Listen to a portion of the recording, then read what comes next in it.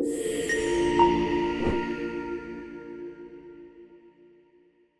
there, welcome to Samim Group. Today we're gonna talk about analog in and out in UDC cards. Let's take a look at it. Analog audio input for embedding analog audio and SDI signals using this section. Analog in. Here we have two pair of audio channels, contains 4 single audio channels.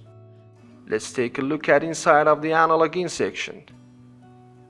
Here we have 16 inputs of audio proc and the tags of any input and analog inputs.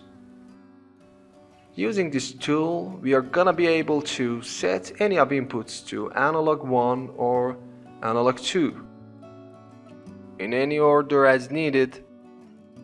Also, we can set all of the audio proc inputs on analog input 1. Apply it. Here we go. Tags have been changed. Let's take a look at card schema. As you can see, any config we've been submitted is applied. Let's make some changes in here.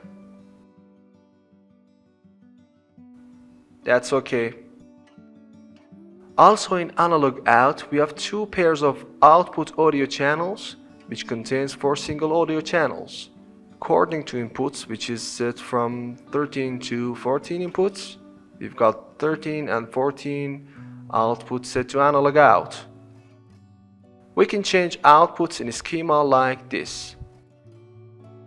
Inside analog output section, there are 16 audio proc outputs and analog out 1 and analog out 2.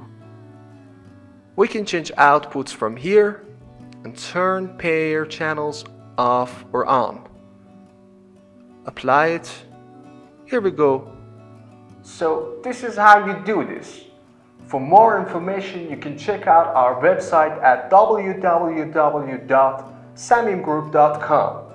Thank you for watching.